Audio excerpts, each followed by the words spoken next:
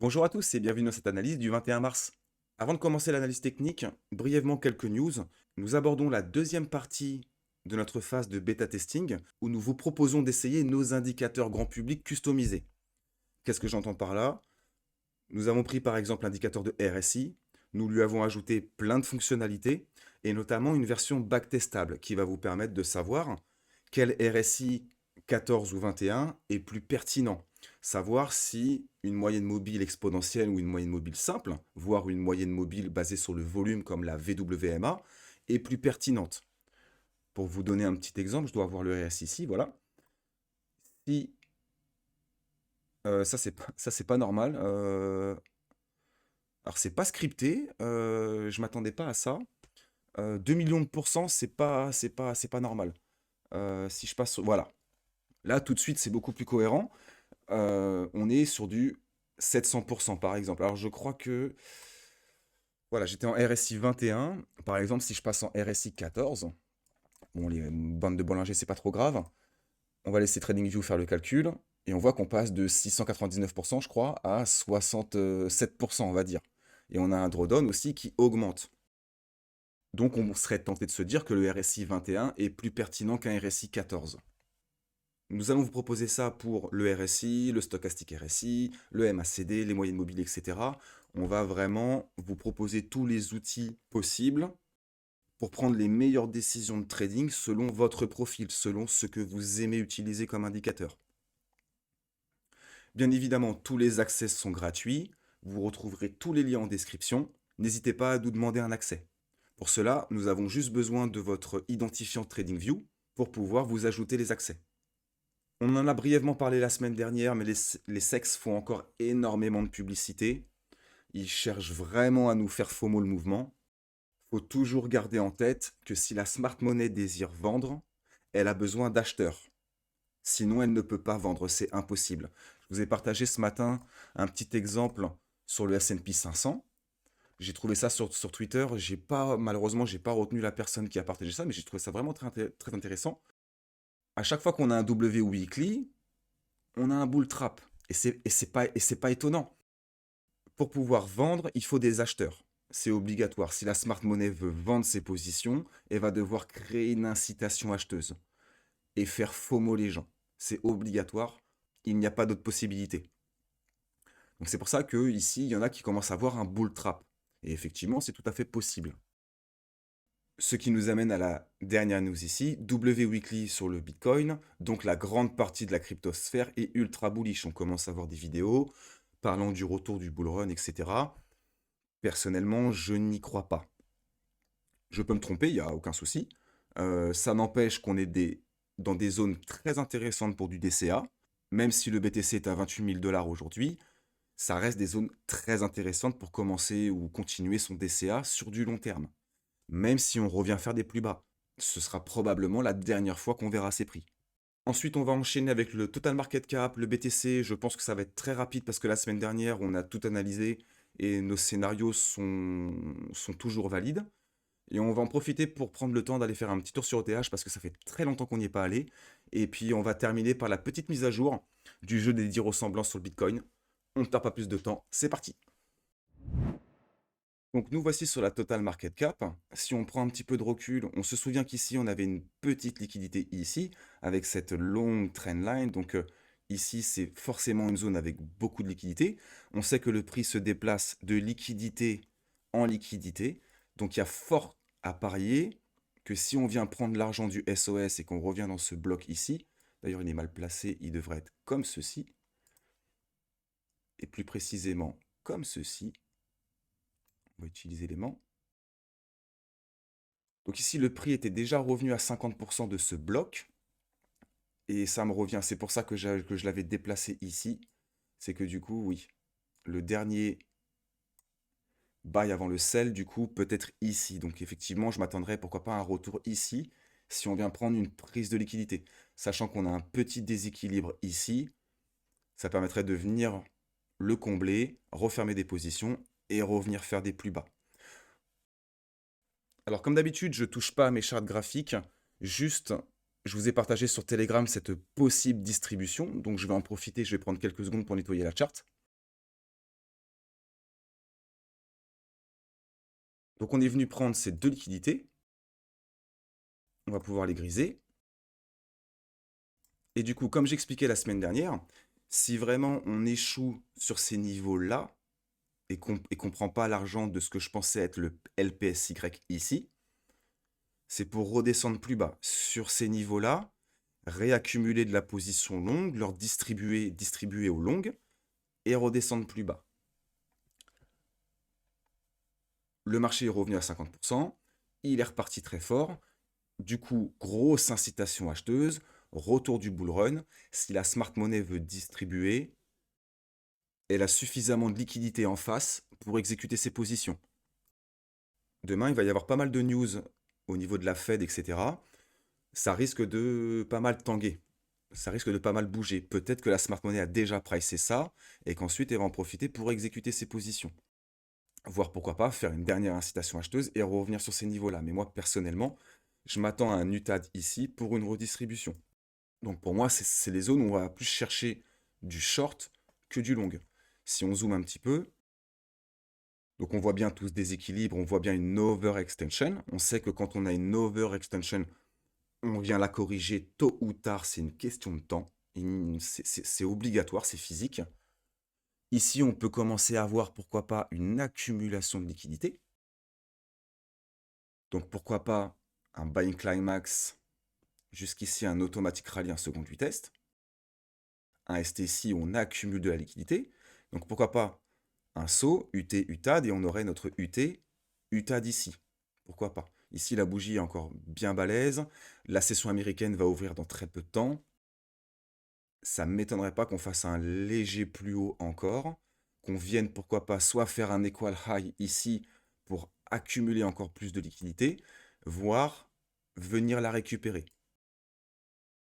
Donc pour l'instant, je n'ai pas encore réellement de confirmation pour rentrer en position sell, mais je pense que c'est une question de temps. On va pouvoir retirer ça, c'est plus d'actualité. Ça, on va pouvoir l'enlever. Sachant que si j'ai la bonne analyse et qu'on redistribue, comme j'expliquais précédemment, si on revient sur ces niveaux-là, on aura énormément de support. Beaucoup de gens vont rentrer en longue. Et si on veut encore distribuer, on a besoin de longue. On a besoin de gens qui sont bullish. C'est obligatoire. Sinon, c'est pour repartir très très fort. On ne s'arrête plus en fait, normalement. C'est pour faire repartir les prix. Mais une overextension ne reste jamais impunie. Faut toujours l'avoir en tête. Ça, c'est une overextension. On est venu la combler. C'est mathématique. On va pas faire plus long sur la total market cap. Pour l'instant, comme on dit, wait and see. Je vous tiendrai au courant sur Telegram et sur Discord. N'hésitez pas à nous follow si ça vous intéresse. On passe maintenant sur le BTC. Nous voici sur l'index du BTC. On se souvient qu'on avait laissé cette longue liquidité ici. Cette liquidité ici. Donc en fait, c'était assez obvious en fait que le prix remonte. Donc on est venu récupérer tout ça. On va même, pourquoi pas, pouvoir les enlever. Ça aussi. Celle-ci, j'ai bien envie de la laisser. Et on voit que le prix est en train de revenir pile poil à 50% de ce bloc ici sur Bitcoin. Donc si le prix veut se retourner, bah, c'est un excellent endroit pour pouvoir se retourner. C'est pour ça qu'ici, je m'attends à une distribution. Je m'attends à un UTAD ici. On voit bien la belle incitation acheteuse où on laisse tranquille tous les boules.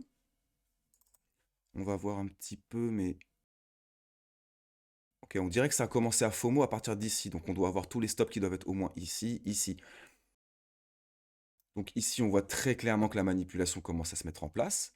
On est en train de créer une sorte de range. Donc on a un joli ST ici, avec une belle trendline de liquidité ici qu'on va même pouvoir marquer. Je crois que même si on abuse, on pourrait faire quelque chose comme ça, ou pourquoi pas quelque chose comme ça. Je vais laisser quelque chose de très très simple et de très très clair. Donc pourquoi pas un buying climax, automatic rally, second du test. Donc pourquoi pas un saut pour embêter un peu les boules. UT, UTAD. En petite unité de temps, ce qui me donnerait ce gros UTAD. Pourquoi pas. Donc je m'attends, pourquoi pas, à ce que avec un saut, on reviendrait probablement demain, justement, avec les news qui arrivent. Pourquoi pas refaire une dernière incitation acheteuse. Et derrière, on repartira à la baisse. Donc ça, c'est mon scénario vraiment privilégié sur le BTC. Et du coup, ça nous permettrait de venir combler toute l'imbalance qu'il y a ici et de faire souffrir pas mal de boules. Donc je m'attends à prendre une position ici. Je pense que je vais probablement être très conservateur. Je ne vais pas être très agressif parce que ici on a une belle liquidité. On sait que le marché adore accumuler de la liquidité au niveau des déséquilibres de marché. Donc pourquoi pas revenir ici, grand maximum revenir ici, prendre cette liquidité pour redescendre. Mais j'y crois pas trop. On verra ça, comme sur le total market cap pour l'instant, wait and see, on n'a pas réellement de confirmation. On voit très clairement qu'il y a une manipulation qui se met en place à l'annonce des news de demain.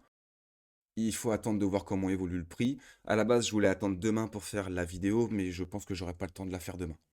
Voilà, comme je disais, ça va être très rapide parce que tout a déjà été dit. On va pouvoir prendre le temps d'aller voir ce qui se passe sur Ethereum et vous allez voir, c'est beaucoup plus clair sur Ethereum. Alors donc nous voici sur Ethereum, donc ça fait très très longtemps qu'on n'est pas venu sur Ethereum, je crois que ça doit faire au moins depuis la mi-février, je pense. Donc on se souvient qu'on a cette belle accumulation de liquidités ici, avec notre distribution qu'on avait repérée. On avait un déséquilibre de marché ici qu'on est venu combler pixel perfect. Donc celui-ci, on va pouvoir l'enlever. Mon indicateur de gap montre qu'il en reste un petit ici euh, à venir combler. Bon, c'est pas très très important. Cette liquidité-là, du coup, elle a été prise. Pour l'instant, on va la cacher. Et du coup, qu'est-ce qui nous reste comme liquidité? Celle-ci, elle a été prise. Qu'est-ce qui nous reste comme liquidité? Il nous reste cette grosse liquidité ici à venir chercher. Effectivement, on n'est pas loin, ça pourrait être tout à fait possible. Ce qui nous donnerait une belle incitation acheteuse pour pourquoi pas redescendre, puisqu'on se déplace de liquidité en liquidité. Et quand on voit tout ce qu'il y a ici, enfin, c'est assez évident en fait.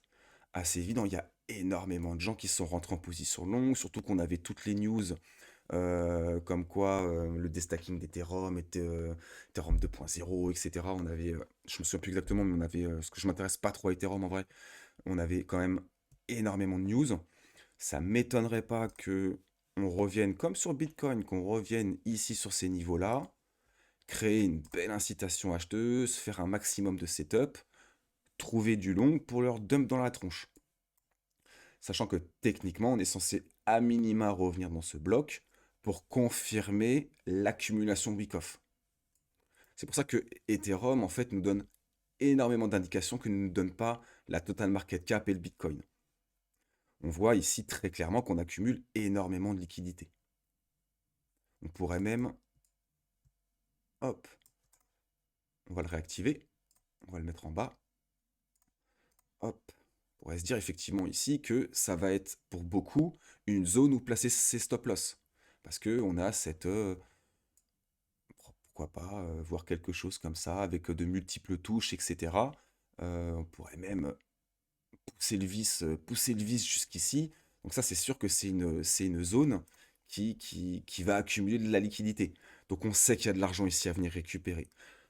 Faut pas oublier que c'est de l'argent de long. Si la smart money veut accumuler de l'Ethereum, elle a besoin de sortir du long. Donc si on prend le temps de zoomer, hop, ce déséquilibre, on l'a comblé, on peut le retirer. Donc on avait vu qu'on avait pris cette liquidité. Donc pareil que sur Bitcoin, pourquoi pas avoir un buying climax ici, un automatique rallye, un second du test. On voit très très bien l'accumulation de liquidité ici.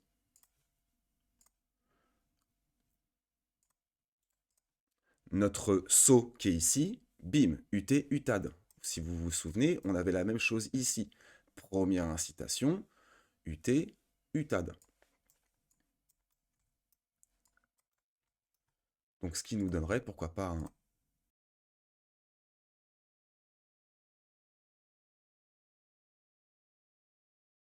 Alors maintenant, on va attendre un UTAD ici. Alors effectivement, on pourrait l'avoir déjà ici, mais comme on... Alors j'allais dire qu'on avait un equal high ici, mais pas vraiment. Donc pourquoi pas commencer à amorcer la distribution sur Ethereum, ça pourrait être assez intéressant. Celui-ci, ce bloc-là n'est plus d'actualité. Ce bloc-là n'est plus d'actualité. Et ce qu'on aimerait, si effectivement ce dernier top va être protégé par la smart money, mais même si j'y crois moyen avec cette accumulation de liquidité, mais techniquement maximum, on est censé revenir sur cette zone-là ou sur cette zone-là. Si on prend ce bloc ici, on voit qu'on est revenu aux 50%, donc ça peut être une bonne raison pour déménager au sud. Sinon, si effectivement, ici on a juste un UT et qu'on attend un UTAD, parce qu'ici on peut avoir un buying climax, automatique rallye, seconde vitesse, saut, UT, UTAD, c'est tout à fait possible. Sinon UT, UTAD. Même punition que sur Bitcoin, ici on a une overextension. Quand on a une overextension, on la corrige, c'est obligatoire. Ici on a une overextension, on la corrige, c'est obligatoire. On pourrait prendre des milliers d'exemples.